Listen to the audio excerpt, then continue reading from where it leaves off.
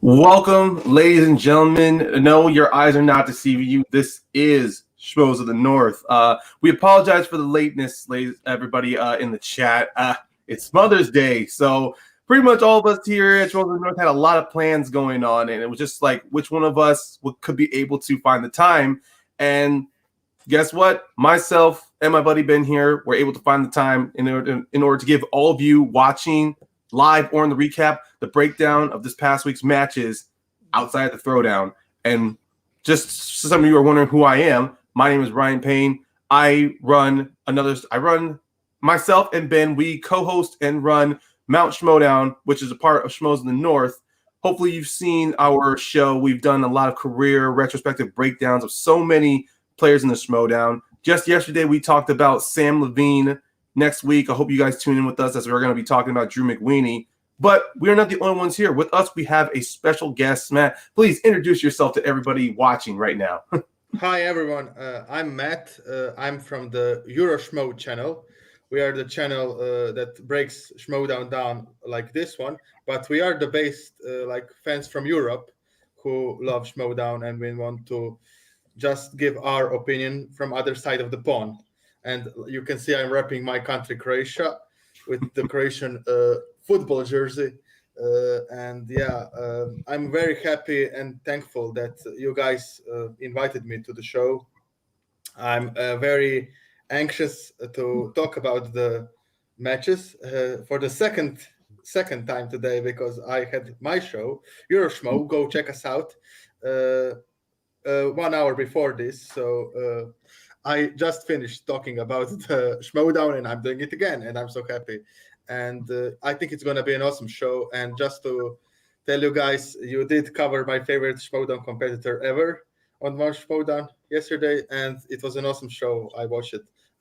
So it was an awesome show. Thank you very much, man. And since you said you talked about this and you talked about the matches before you came on here, that's perfect. Yeah. And you're already revved up to go, and you can be able to and you're probably going to be able to give some good opinions that maybe you weren't able to on your end. But you know what? Let's just get into it. Yeah, let's do this. Let's get into it. Let's break down these matches. This week we had, of course, like with the Schmoedown, they were consistent with 3 matches this week. First match was It was the kickoff of the Star Wars tournament. Yes. We had. Oh, thank you, Matt. I was trying to make sure there was no other Star Wars match outside of the championship. But that is correct. The first match that we had kicking off the Star Wars tournament was between Zach, the Attack Burkett of the Stars, going up against Adam, the Razor Wit of the Dungeon. Now, I gotta say, I was really surprised during the whole tournament block announcement that Adam Witt was brought in there, because I remembered after the whole draft prospect, Kaiser made this whole big announcement that Mara Kanopik was going to be playing in Star Wars. So I thought this would have been a great opportunity for her to debut and see what she was made of. But I have to be honest, after seeing Adam's match against Thomas Harper, it made even more sense for Kaiser to put him in here. I mean, just seeing how he took Harper to that 5-pointer, was able to stay, even though he was behind after the second round, he was able to climb back. And even in this match, he was not missing a beat against Zach. It was incredible to watch. On that topic, Mara did say that she won't play in the Star Wars if other people who only do Star Wars can be in the tournament. And I think that Dungeon now has three good Star Wars players already without Mara. So, True. And she is a champion. She needs to prepare for that Mike Kalinowski match now. So I understand. And Witt played awesome against Harper. And if he played like that on that match, he would won the match. And it was an awesome match. Zach also surprised me. He did pretty good, as all the DragonCon people, and now we're gonna maybe see some DragonCon on DragonCon matches in Star Wars in this tournament. Yeah, you are right that the possibilities have opened up immediately. Just seeing the pairings that we have here in this tournament outside of just Wit and Razor. We also have coming up Eric Whiteley going up against Thomas Harper, Marie Wilson going up against Gold Leader Evan Butchar, and then of course Andres Cabrera versus Sean Sullivan. Sean Sullivan. So Yeah. outside of just, I mean, whoever wins against Sullivan and Cabrera, they're going to be going up against a tough competitor between either Whitley or Harper. But even then, with Zach and Witt, this really felt to me like this easy could have gone either way between these two men. I knew nothing about Zach outside of that Alex Damon. He's a friend of Alex Damon's.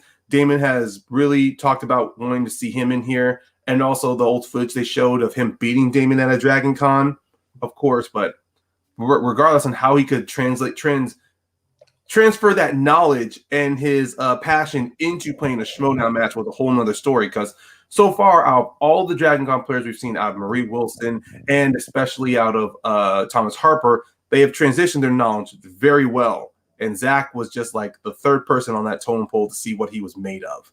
And going in this match at that first round, he really was showing his knowledge, staying point for point up against Adam. I do know when I watch, were you guys able to watch the Patreon link, or did you wait when it came on YouTube? I watched the Patreon one. I wait most of the time. Okay, makes a lot of sense. I mean, I'm only asking that because I just remember in the first Patreon link, they accidentally had skipped over the 10th question and immediately went into round 2. I know they fixed it up later on. They did fix it, so you actually get to hear the 10th question. But for me, I was kind of surprised. I'm going, wait, it just went from 7 to 6 to 8-7. I'm like, what happened? Interesting. Yeah, they skipped 2 questions. It was the same for me. I was just, okay, what happened? How is Zach on the lead now? What's happening? It's so much. Okay. Yes. But they did fix that. I mean, it naturally happens. I mean, so far this season, we've seen a lot of not just Patreon links, but also stuff to go up to YouTube that had to be pushed back because, the editing was, I mean, they were behind on editing, and I don't blame them. I mean, with all of the matches they've had to record on the digital, and of course with the throwdowns, the pay-per-view live, everything they're doing, it makes sense that, especially with the more editors they have outside of Nerd Chronic. So I do completely get that not everything will always be on time for us, but I still enjoyed the match, even if I didn't get to see that 10th question at that time. I did see it again, rewatching it. So I know that 10th question, but it was still very funny just seeing how that, for one moment, I'm going like, I'm mainly focusing on that challenge that was thrown out regarding the Return of the Jedi question. And that was a legit challenge, I have to say. Because as someone who has seen both I've seen all 3 different versions of the Return of the Jedi. The unedited one, the original, then the special effects one that came out that was released around the early 2000s, and then the remade special edition. So there was so many changes. And I mean special edition that was on VHS, not DVD. So there were 3 different changes made to that ending. Yeah. Not about George Lucas. He was always tinkering with these movies. Yeah. I was also really impressed with Kaiser and how he defended it, that it's a moon, not a planet. And Kaiser did really good. I didn't know that he knows. I knew that Witt could defend it, but Kaiser impressed me with his Star Wars knowledge on when he defended the challenge against the challenge. So, but it was the legit challenge. But I do think that the ruling was correct because there is a difference between the moon and the planet. They do, and they do stress that out very perfectly well. And even Adam, when he said that, even though where the Ewoks live, even though it's around, even though they're by the celestial body of Endor, that is the moon. And having watched Return of the Jedi so many times, they always say the base where the Imperial, where the Imperial base is to take down the shield is on the forest moon of Endor. Yeah. So looking at that, so when even I did myself going to just clicked on YouTube, looked at the link, looked for the ending, and yeah, you're seeing Bespin, Tatooine, Naboo, and then Coruscant, 4 planets, and then it goes back to the forest moon for the celebration. So either way, that question was very good. It was just more of Zach. I think it was to me it was kind of like a slight lapse in judgment for Zach, but even then, he still was able to recover, taking that lead 8-7, and seeing then later on the second round how he was able to pull it out. Brilliant, honestly, just brilliant.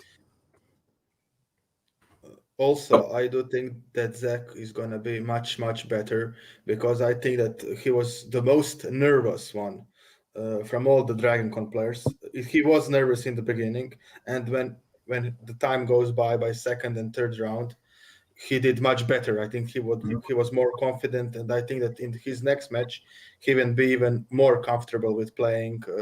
Because I know for myself, if you put me in the Schmoedown right now, even the things I know, I probably would have a hard time remembering because it would be a big thing that I'm playing in the Schmoedown. So he was nervous, and it's normal. But I think his second match will be even more scary for other opponent than this one. Yeah. Ben, any thoughts before we start talking about round 2? I mean, just going to echo everything you said. Adam's great. Zach showed a little nervous, but I think he'll get there. Just echoing everything you guys said.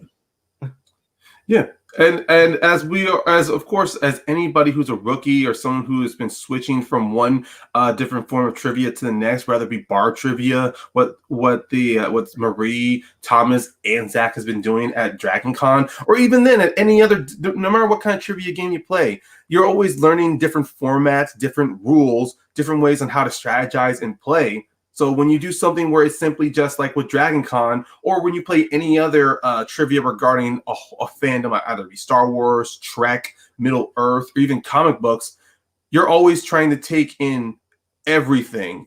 And I do appreciate how Zach and Thomas have said with Schmoedown, everything's all fine into the movie, so they really don't have to focus on worrying about the books. And it definitely shows.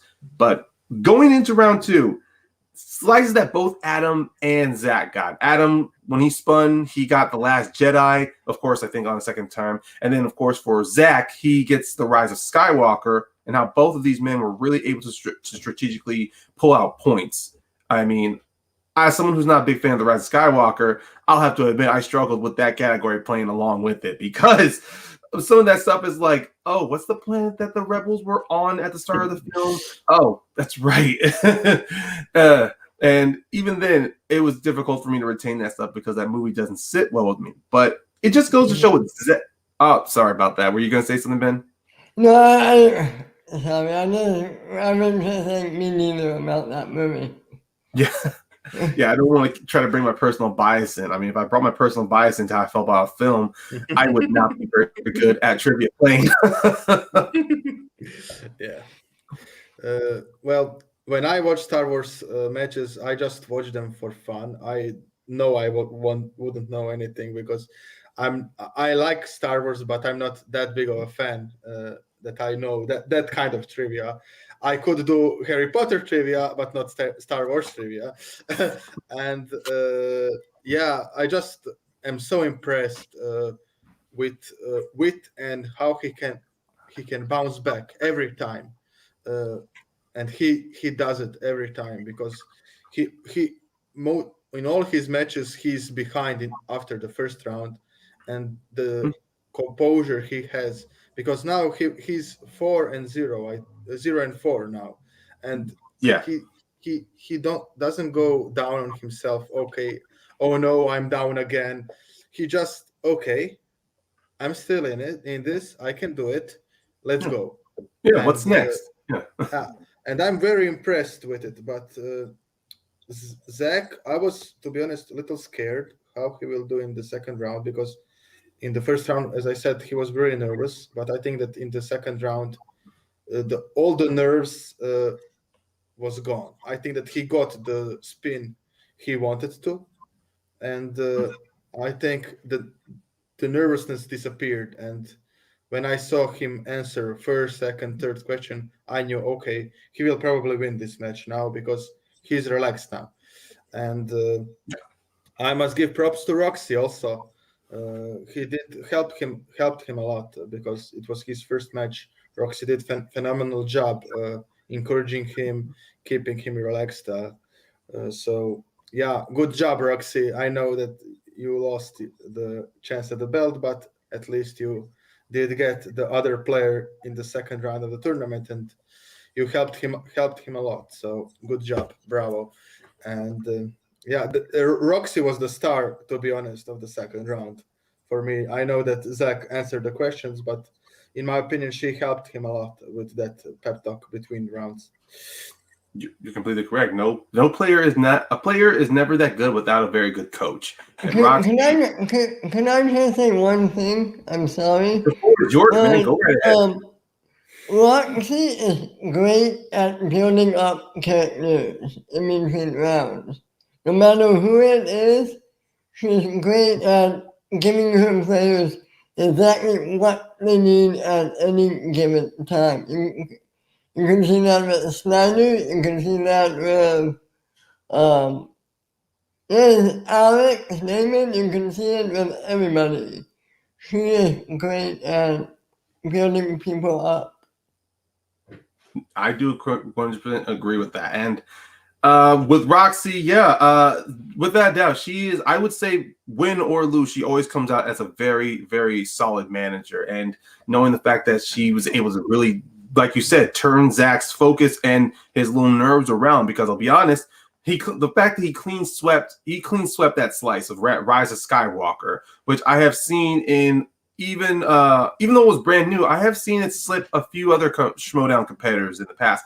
But even then, it's still a brand new slice. So the percentages on how many questions have been answered and missed is still it's still far apart between slices like The Last Jedi or Empire Strikes Back or with Heroes and Villains. Like, it's still far apart, but even then, the more questions of the Rise of Skywalker comes in, it's going to get more difficult. But even then, seeing Wit, how like his little back and forth with Kaiser, like you said, he comes in, Matt. He comes in cool. He's calm and he's collected. And sure, he has an 0-4 record. But one thing that Ben and I always like to show on what we like to do with our show, a player's record does not reflect their ability as a player. We've said that when we covered Joseph Scrimshaw. We will continue to say, especially with Wit.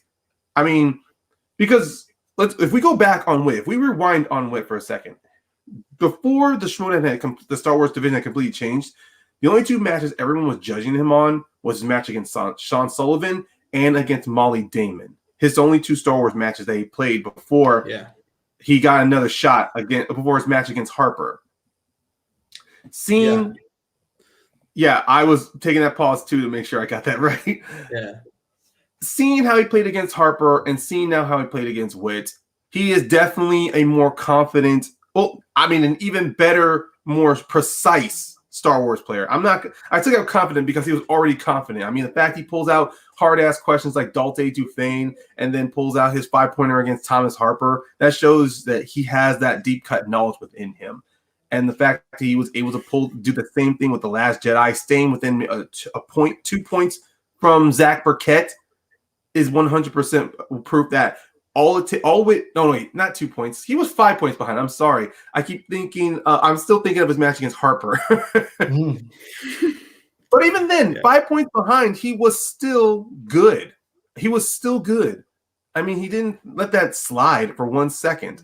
And I can't wait to see the moment he gets to play again in Star Wars, be it a 3-way match or a 4-way match, or what I know Christian and them like to do those 5-way matches. Probably when they get back in studio again, we'll see that. But even then, Adam Witt, I still see him as a great player. I don't think it's more of luck that needs to be on. Well, yeah, luck, maybe depending on the questions he gets. But I guess it just depends on the right day. Like you said, Matt, if he played the same way he did against Harper, this would have been an even closer game. He would won. Exactly. I did the math because I was interested, but I'm sad for Witt because if they put him in another tournament, he will probably get the worst seed. So he would have to play with the best player again, and that's what's sad. But I'm completely in agreement with you. Look at Di Malanta. He was 0-2 before his run last year. He was 0-2, and now he's a champion and has beaten Alex Damon 2 times. So I agree with you completely. Ben, any thoughts on round 3 or anything else you want to add? Yeah, I mean, you guys basically said it all. I mean, yeah, agree with everything you guys said. Okay. Now, of course, towards the end, of course, Zach ends up winning. He advances, and then he's just going to play the winner between, I believe it's, hold on, I'm trying to remember the bracket. It's the winner between, I think, Marie and Gold Leader. And that's gonna be an awesome match. Yeah, without a doubt. Gold Leader's performance against Lacey, and then seeing how Marie was able to beat Sean Sullivan. I mean, I don't want to put too much hopes into it, but I'm also expecting a close game between the two of them, without a doubt in my mind. It's going to be fun. It's going to be intense. Yes. All right. Well, just moving on. Let's talk about now that but let's move on to another match, which was the third match in the teams tournament. That would be Blackjack versus Deception. Holy crap. You talk about an intimidating team, Deception. I mean, look, I give Collins and Marisol all the credit in the world. Yeah. They have proven last year how good they are working together, how you really can barely find a weakness in their in their knowledge. Only when they're playing alone, you'll be able to find it, but that's only like minuscule. But as a team, we've yet to see that. I mean, of course, their loss against the Odd Couple, that was just one question. Just one question. Yeah. They were a buzzsaw. That's it. So perfectly a buzzsaw. They're gonna cut through almost anything. No, the thing is they had 30 points in the end of the second round. Some teams doesn't get 30 points in the 3-round match at all. They did it in 2. So I think they are, from what we saw in the first rounds, just looking at the first rounds of the teams tournaments, they are the favorites now to win it, to win the whole thing, because they did the best. I know they got the spinners, but we will talk about it later. But we can even talk about it now. We don't gotta go round by round. I mean, if you want to talk about it, let's do it. No, I just want to say, like, they got the spinners, and so they went perfect, okay. But they also got perfect on both of them on their first round, and it's the only team that managed to did it. No other team did it in this tournament except them. So they're scary, and the next round match is gonna be an awesome one. Yeah. But let's take a look at their round 2, honestly, in that match. Yeah, they got spinner's choice, and they really could have had their pick of the wheel, honestly. They really could have picked literally anything out of those categories. But they decided to go with Stephen King. And to be honest, Stephen King questions have popped up every now and then when in horror thriller category or directors. And I've seen Stephen King throw people off. But yeah, without missing a beat, either Collins pulled out the question, but mainly it was Marisol I saw that was just pulling out every single question in Stephen King. And Collins was just there to back her up, or he'd bring in the question and then she'd back him up. Like, these two are already a well-oiled machine. And you were right, 30 points out of round 2 with the perfect round. This season so far, I mean, we have seen teams in the past that's been able to get near 30 or like really do double perfect rounds and still be able to dominate. But the fact that Deception was able to do that within 3 matches, proves exactly why Shannon, I mean, let's be honest, when Shannon made that trade for Marisol, of course, everyone knew Marisol's a great player, but some people, I'll admit, some people in the minority, including myself, was questioning why would she do that? I mean, I have nothing against her wanting to get Marisol and keep Deception together. Keeping a solid team together is a smart choice. But to me, it felt like it kind of weakened and hindered her when it came with the draft. And then, of course, seeing with Corruption standing so far, it almost felt like they were verified. But like last year, Corruption was down. They climbed back again. And seeing how Deception was able to do so well in the second round, get those double perfects, and really put all that pressure on Jacoby and Janine. That was literally the most terrifying thing I've ever had to see. I've never felt I've never felt like having a panic attack, hoping that Janine and Jacoby would avoid getting knocked out. Yeah, it would be very bad. I'm sorry. After you, No, Matt. no. Ben, go. I'm a guest here. You're We like to have everyone get the floor. I don't want to dominate this conversation, guys. If you have something to say, please interrupt me. Ben, go. Ben, go. Okay, I just wanted to say, I really haven't seen great chemistry like this on the team since either, well, there's no thing, I was going to say the odd couple. Oh, even beyond that, we haven't seen great chemistry like this since maybe the Patriots, where they just got each other, right, without even having to say a word. Adam and Marisol are so great, they're scary. Yeah. Together. And I don't think they're only just getting started right now. I'm afraid to see where they could end up continuing on this pace. Yeah. Well, I'll say this on what you said, Ryan. I don't think that anyone won that trade. Both managers won that trade. I see in the group people are always saying who won the trade, who won the trade. Both of them won the trade. Exactly. Shannon got really, really good player, and yeah, Kate got picks, and she could do the whole draft with those picks, and I think that those picks influenced the whole draft. The knowledge that she can pick one more time in the first round and the first pick in the second round helped her decide. Okay, I will take Star Wars player first, and then she took Harper, and I think that no one won the draft, but. Yeah, we now know why Shannon fought so hard to get Marisol onto corruption. Their chemistry is awesome. I agree with you, Ben. I also think that they have the Patriots chemistry, something like that, and not in the evil sense of the way, like people will think, but like as a team, really good chemistry. But yeah, and they did awesome. I am not surprised they took Stephen King because Adam Collins did pretty good and did in that horror free for all last year, and I thought that they think even if they miss something, it's maybe a little less of a chance that other team can steal it. We yet don't know what Jacoby knows, but I think that Janine had a couple of more categories that were more of her strength than Stephen King on that wheel.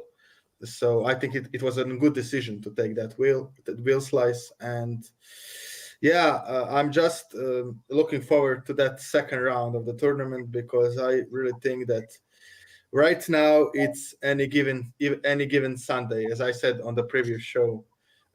Any team can win this and any team can lose this. It depends on the questions. What questions do you get? So it's gonna be awesome time for us fans. Yeah. You are true. And I'll be honest here. When I saw people like in the groups or these people amongst like Schmoedown fantasy groups already like predicting who they think were winning, obviously the main four I saw was Danger Zone, Deception, either switch between Lightning Time or the Outsiders, and with oh my god, Rushmore. Yes. I don't know how did I forget them? Why? Because JTE's on it. That's why I forget them. I'm kidding. I am kidding. Okay. No. I have to say it. I think that JT is one of the most underrated players in the Schmoedown. Really. You're not. Trust me. You're not wrong. It was just like trying to make a dig at. I was trying to make it look at as if I'm not getting old or something like that. But no, Deception. Regardless on how many people have predicted the tournament, they always saw Deception going towards either the finals or winning this first match. And yeah, they got Spinner's Choice, but with Blackjack, they got Opponent's Choice, and they were set with musicals. Any other team, I'll be honest, I don't mean any other team, any other moment with a team with musicals, they really would have fell apart. And I see that. I've seen people get opponent's choice, and they just kind of drudge through that, and they drudge through whatever slice they get. They don't try to work their way around it. It's just more of, oh, wait, you give me 70s? Oh, wait, you giving me directors, Oscars? Okay, fine. I'll see how I do. But no, Jacoby and Janine, they were really working very well together. I mean, they were able to at least get 3 questions correct for 2 points. The few others they had to check down to multiple choice because it just fell down to, this sounds familiar. I mean, I know with their last question, the last 2 questions though, the last question I was holding my breath because if they had checked the multiple choice or they had gotten it wrong, that would have been an immediate knockout. But they were able to pull that last question, which I was glad for, and they avoided that knockout. And then they carried that same energy into the 3rd round. Both Janine and Jacoby getting all 3 of their questions, avoiding a TKO. Despite that opponent's choice, Janine and Jacoby did prove they are a good team together. It was just they went up against Marisol and Adam that just weren't missing a beat. I mean, if they didn't get opponent's choice, I'm pretty sure Janine and Jacoby would have definitely had narrowed that gap, that points gap, honestly. I forget how the bracket looks. Could we potentially get Deception versus Rushmore in the finals? True, we could, but I am all for I don't remember. Could we? We could, because Rushmore, they go up against Lightning Time. But okay. I am so behind Liz and Ethan. I believe that I think they can beat Rushmore. Ethan and Liz have beaten both John and JTE respectively in singles matches. I mean, well, Liz didn't beat John, but Liz has beaten JTE, and Ethan has beaten John before. So I know they can do this together. And obviously, you see, both teams, they have mutual respect for each other. They have mutual respect for their partners. John and JTE have that incredible rivalry between them, but also they had worked within the same building and being a part of Schmoes Knows. And then, of course, with Liz and Ethan knowing each other for 20 years. So it's all about pretty much like with the Star Wars Championship match, is whose brain is going to fart first, who's going to break, who's going to get cut first, who's going to miss that point, and then how they carry it over. That is how I feel Lightning Time and Rushmore is going to be. Yeah, and only thing that could be that's spin. What category do you get? Because we saw in the Liz Roca match, if you get Liz got really hard DreamWorks questions in that match. Yeah. So any team can win. I think that storyline wise, the most fun match would be Rushmore versus Danger Zone. I think that story. Just if I look at the storylines, that would be the best storyline. I couldn't wait to see Nerd Chronic's promo on that match. I mean, I think Lightning Time and Danger Zone would also be a very good team up because Erwin would love to get some payback against Dan Merle. Yeah. I mean, Erwin and Merle, just in their singles matches alone, Erwin took Dan to his 5-pointer, and then the second time they fought each other, sudden death. I mean, and then with Bateman, Liz lost to Bateman back when Bateman was on his run to the championship in the Ultimate Schmoedown. I mean, already enough. I can see either 4 of these teams with such good chemistry. I mean, either 4 of these teams in the finals. That's why it's so damn hard to choose who's going to go there. And you don't need to tell me. Sam Levine is my favorite competitor, so I always root for Suspects when they play to win because I want Suspects to do good. So. But going on Sam, manager-wise, I'll say this match alone. You talked about Roxy doing well with Zach. Roxy did a goddamn good job with Janine and Jacoby. I mean, big ass lead. But Roxy, she just looked at them. She reminded them why she paired them together. And she also said that no matter what happens, that she was obviously every manager is still proud of their player. But every time I hear Roxy say that she's proud of her players, I can earnestly and sincerely hear it from her, because ultimately, in the end, for her, she just knows that as long as they go in and not try to beat up on themselves, they can always come back and play again. Yeah. Absolutely. I Absolutely. I call the third round Janine the machine round of that match. Janine impressed me so much in the third round with her pull of a 3-pointer and then the 5-pointer. She kept them in that match, and I really want her to have either more luck or just work a little more of in her first round, because I think that if she works in that little more for that first round, she can really challenge Marisol in that match. She's gonna Yeah, they like, still got their singles match coming up too. yeah, that's what I thought about, because this is the second time Janine did 5 points in the first round. She had 5 points in her singles match this year, and now she's again got 5 and Jacoby got 6. So I really want her to do really good in the first round again, Marisol, because I think that's the only thing she needs to work on to be really neck and neck with Marisol, because she did phenomenal in that third round. She's the reason they got that 5. She didn't know her 3. She really impressed me in that third round. Really, maybe the most of any of her matches. She impressed me with that third round with her new teammate. Yeah.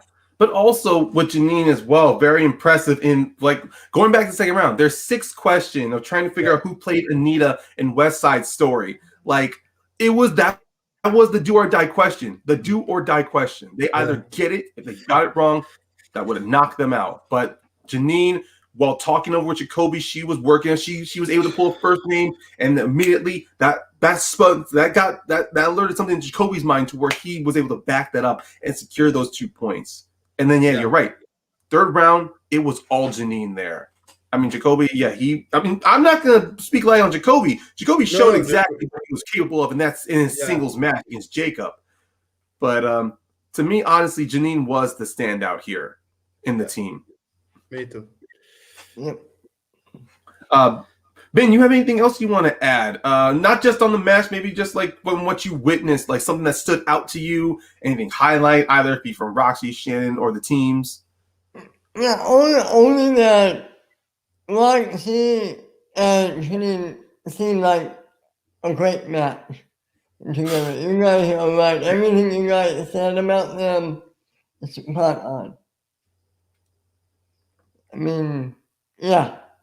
Hopefully, Roxy. I'll keep going. I was agreeing with you. I really going to say, hopefully, Roxy can lead Shannon maybe to a title match. Hopefully. Honestly, I could.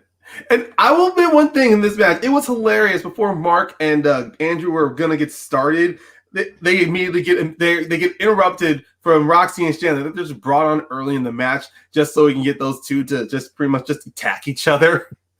I loved how Andrew Guy is just more of, I don't know how to handle myself here. That was an excellent decision by the Schmoedown team to put them together before the match. It was an excellent decision. I so enjoyed it. Yeah. I mean, seriously, I love. It's even obvious how much Roxy and Shannon love playing with, like working with each other, how playing around, playing their characters. You see how Shannon, obviously with Shannon, she just treats Roxy like she's the younger sister. Like, why are you like bothering me? You should not be here. I'm the older sister. You should respect that. And then of course with Roxy, she treats Shannon as if she's of, well, like in those either in rom-coms or you see in like TV shows, you have that friend, you have someone who you're friendly with, but at the same time, you hate their guts, like frenemies, or just a coworker that you just have no choice but to work with. Yeah. Who do you think Shannon? Who do you think gets under Shannon to get more? Roxy or Grace?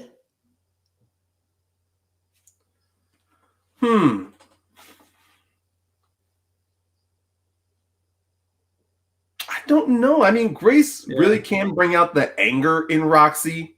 Well, I mean, and Shannon. I mean, like that cutscene with Shannon and Mike said everything about how Shannon feels towards Grace.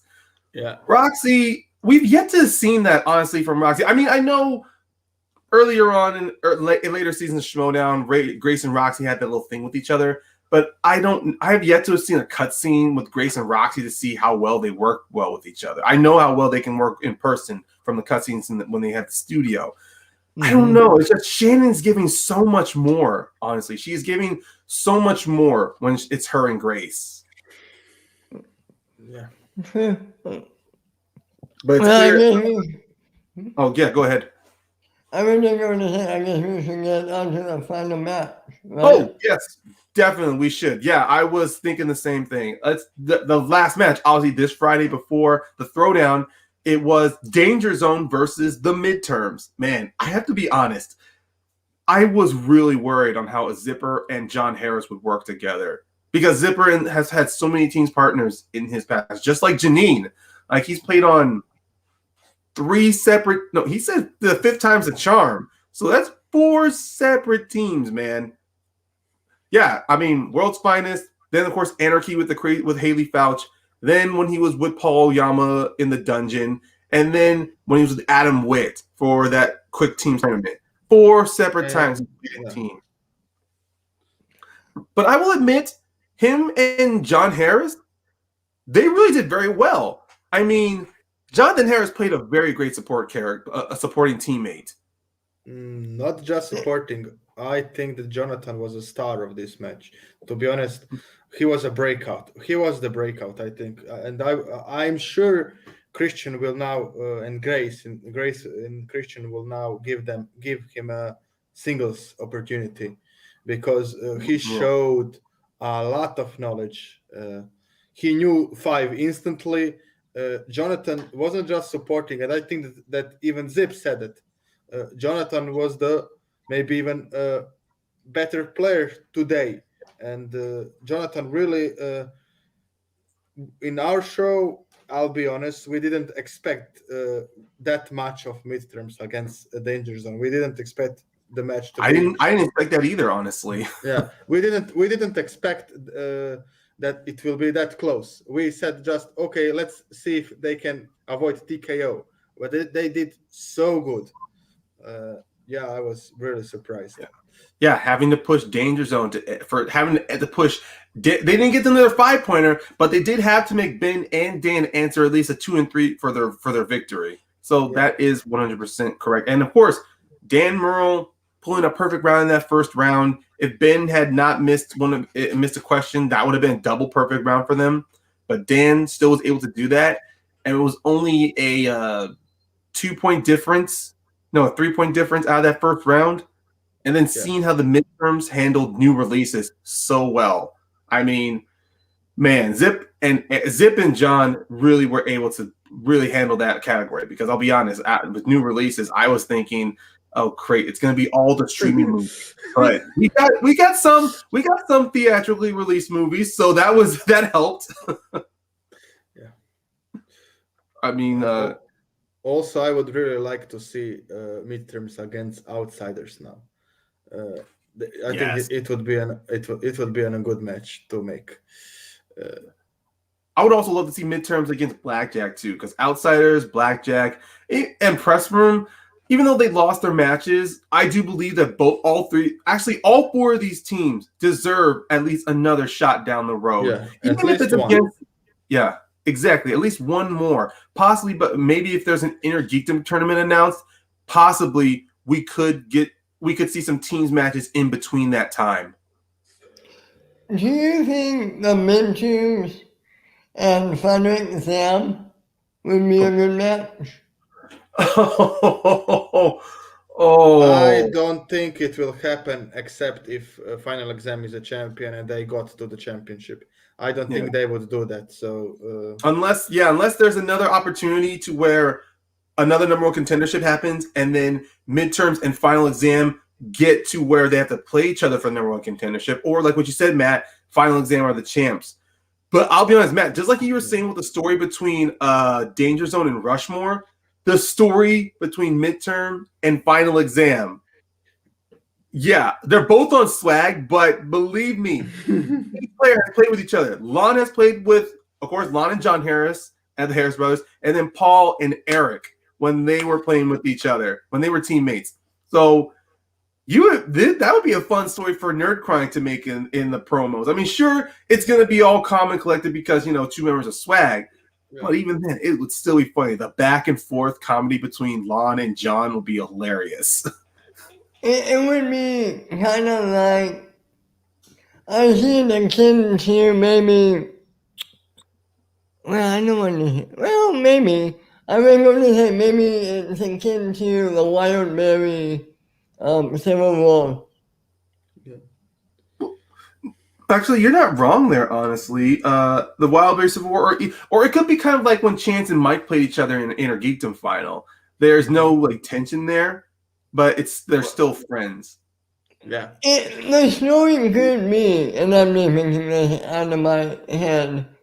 It could be Sean missing the old Lon and trying to get him back.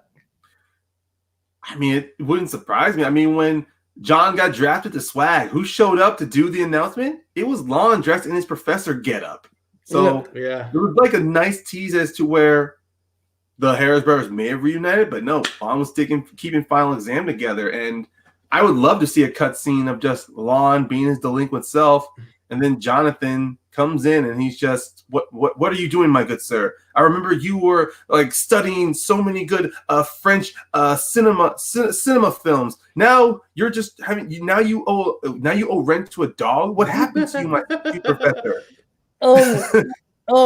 Maybe something happens and instead of Sean getting Lon back, maybe Lon can finish Sean to go delinquent with him.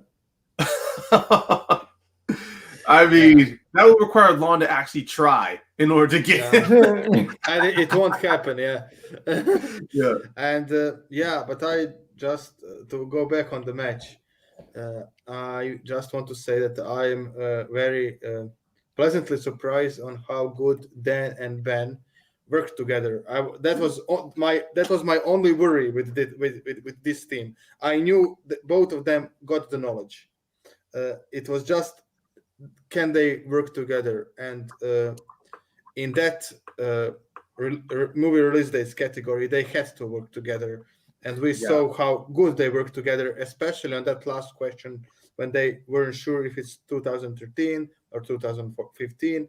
And I like that. Dallas Buyers Club, that Dallas Buyers Club question. I mean, and I like that Ben is not afraid to say to Dan, "No, I'm right."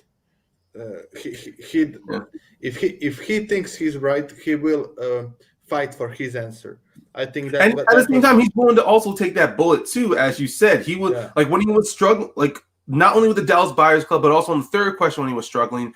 Even when he consulted with Dan, like you said, he not only did he want to say he was right, he was willing to take that bullet because he was sticking more with his gut, and it pulled off. It worked perfectly. And I think that was the problem with the founding fathers. The chemistry in play was the problem. Maybe why they didn't do as good as we all thought. I think that when we heard of the team, Dan and Rocco, we all thought, okay, they are champions. They will never lose the belt and something like that. But I think it's a scary team, and I cannot wait to see them play against Deception. Yeah. And you bring up a very valid and not just a valid, but it's an important point.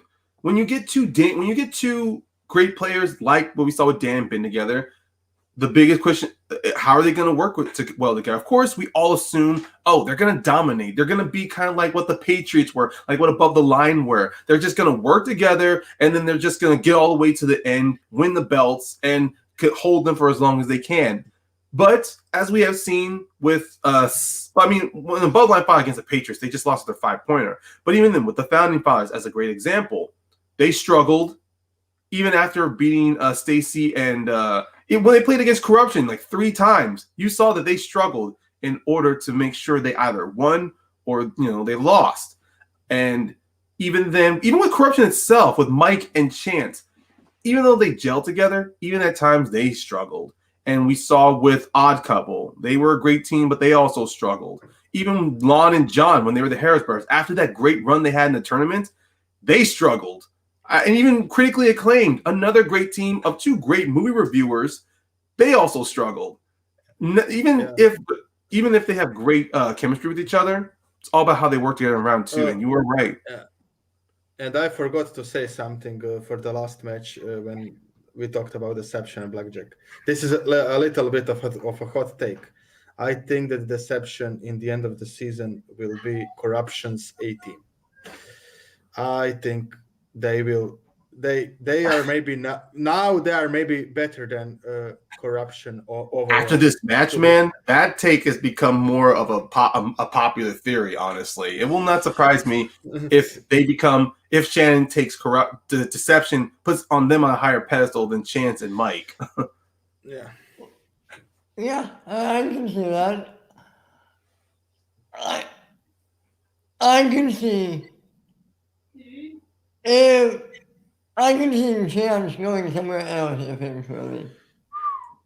I mean, Chance. I still think Chance wants to still prove himself in singles, and I think at this moment we've seen what he can do in teams without a shadow of a doubt. Maybe he'll want to take a break from teams and continue working, but still, Corruption has that one number one contendership. So we just have to wait and see who they're going to play out of that team tournament. Yeah. But that is going to be fun. If Deception goes all the way, it's Deception versus Corruption. Yeah. For the number one contendership. And Corruption in that position again this year, like last year with Inner Geekdom. Yeah, without a doubt in my mind. This can prove to Shannon that look, I have nothing personally against Shannon. It's just there as a manager, she makes me question her every single step of the way.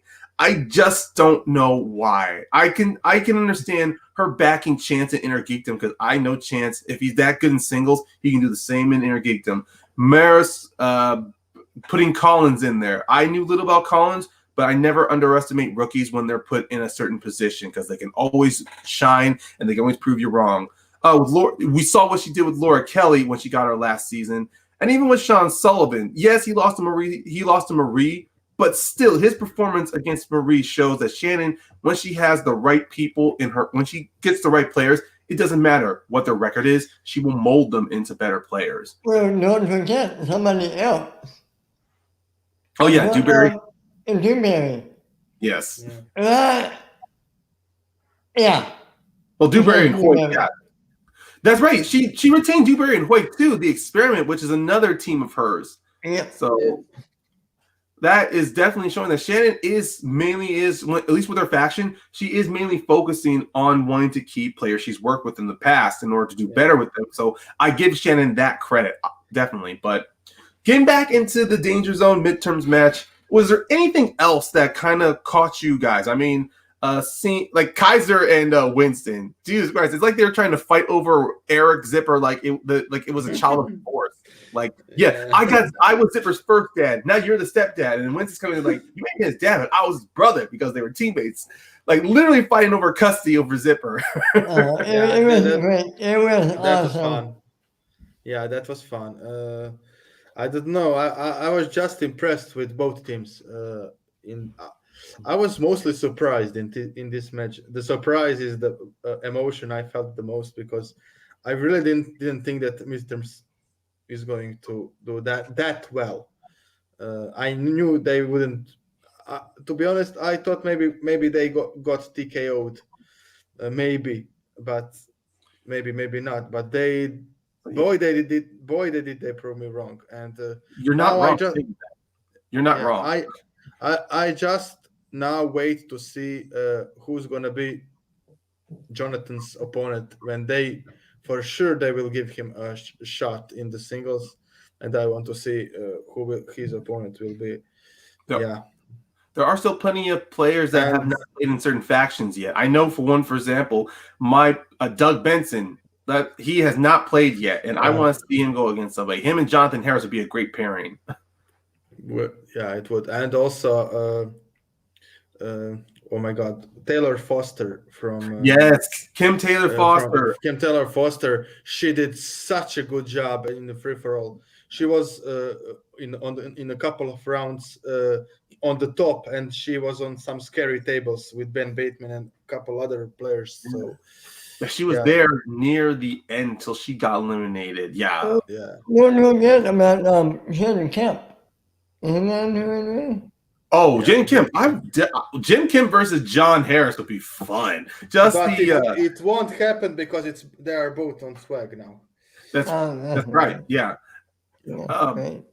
I forgot. I immediately went back to when I thought she was still part of the suspects, but yeah, she is a part of the I guess I should always have like a post of the factions and who's on them. That's what Yeah. slipped my mind.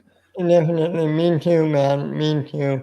Yeah. But I mean, hell, with the free agency coming up, who knows if we're gonna have that same if we're gonna have the same people on the same team still. But even then, man, this team's tournament and the Star Wars tournament, they made the right call, keeping it very limited, so they won't have to make it long like the singles tournament or like the Inner Geekdom tournament.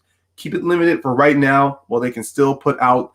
I mean, if we're gonna get matches like this throughout this entire month of May, I am so excited to see what Christian has planned for what Grace and Jay Washington have planned for us coming in the summer with June, July, and August. I mean, with the collision. Yeah. Don't forget we have the collision coming. Yes. And we know exactly what's already going to happen at the collision. It's going to be Demolanta and Laura Kelly too. So I can't wait to watch that. I can't wait too. So in collision we have Demolanta and Laura, and we have also Janine and Marisol, right? Oh, I thought that was going to happen in June. If that's happening at I thought towards the collision it's going to be a number one contenders match. Yeah. I think the winner of because Jay said in his little cut that there's going to be a work to the number one contendership at the collision. Yeah. You're right. No, yeah, but we're mainly here. You go ahead. I'm sorry. Sorry. Janine Marisol is in the same pay-per-view when Mara defends her title against Mike. Thank you, Leo. Yeah, it's going to be Smith versus either Marisol or Janine at the collision. So that's already a second match. And collision, this is pretty much like another big pay-per-view, not like the regular ones we're having this month. So we've already got one match set for the Star Wars Championship. We'll have a number one contendership. What other matches we're going to get down the road? That is going to be incredible. Absolutely. So, okay, but we've gone through everything, all these week's matches. Matt, thank you so much for coming on here, man. While we are wrapping up, any final thoughts from all three of these matches? And then you can and then tell everybody watching in the live chat or those in the rewatch where they can find you. Well, yeah. Any final thoughts? It was a great week, full of enjoyment. Also, pay-per-view, you talked about it before. It was also awesome. All the tournament matches was very, very, very interesting. It wasn't like some blowout or something like that. We were on the edge of our seat. And thank you for inviting me to the show. You can find me every Sunday, 3 a.m. Eastern, like this show. So you can watch one show and then other show. We are at the same time most of the times at Euroschmo. We are the show based on Europe. So we tried to make the show that European fans can watch, because unfortunately a lot of Schmoedown pay-per-views and stuff begin in 2 or 3 in the morning for us. So please support us, support the whole after show community. We are all tight, and we're very happy when you guys reach out to us and offered. It shows how this community is awesome and accepting for everyone. And please check us out on Euroschmo. We do shows, as I said, Sunday, and you can find me at Schmoemat on Twitter. I mostly tweet Schmoedown related stuff. So yeah, I think I'm pretty good follow for Schmoedown fans. And please watch us, support us, watch every after show, and support everyone. And yeah, thank you for having me. You are most welcome, especially on behalf of Lewis, Matt, Soda, and all the other, and Taco, and all the other fellows here at Schmoes in the North. We definitely appreciate you being on the show today, and we will definitely make sure that we get everyone. We'll put down like in the comments where everyone can find you, definitely without a doubt. Just so we can show more love to all of our buddies in Europe for the Euro Schmoes, and everyone else overseas or within borders who are fans of the Schmoedown. We are all definitely, whether you have your own after show or your own podcast about the Schmoedown, believe me, we all share one thing in common. That's the love for the movie trivia Schmoedown. Ben, while we are signing off, any final thoughts? Great week. I can't wait to see what comes next. And yeah, great tournaments. And you guys can find me at Ben_Rainer on Twitter. You can find me right here on Schmoedown North YouTube channel every Saturday on Mount Schmoedown with Ryan here. You can also find me on the Media Swedish Network every Thursday on Shooting the Breeze, every Friday on Recapping the Past, every Saturday on Get Sweaty, and on Sunday on Ben's Hot Takes. I think that's everything. Yeah. Ryan, after you, my man. That honestly, that was great, guys. Of course, I'm only going to keep my final thoughts very short and sweet. As I said before, this week has been incredible. Even without the throwdown, this was still very great content of Schmoedown matches. I really can't wait to see what else is going to happen here in this team's tournament and the Star Wars tournament. Especially someone who's a part of maybe like a few fantasy leagues, I know it's going to get very interesting. And where everyone else can find me, you guys can definitely find me here on the Schmoes of the North channel as part with my channel, Mount Schmoedown. And as I said at the top of our show, yesterday we had talked about Sam Levine.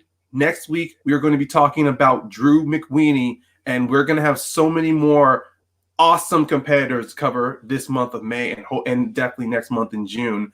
So, and also we have a Twitter at Mount Schmoedown. Follow us, and we're gonna get that back up and running so we can keep everyone up to date on what we are doing.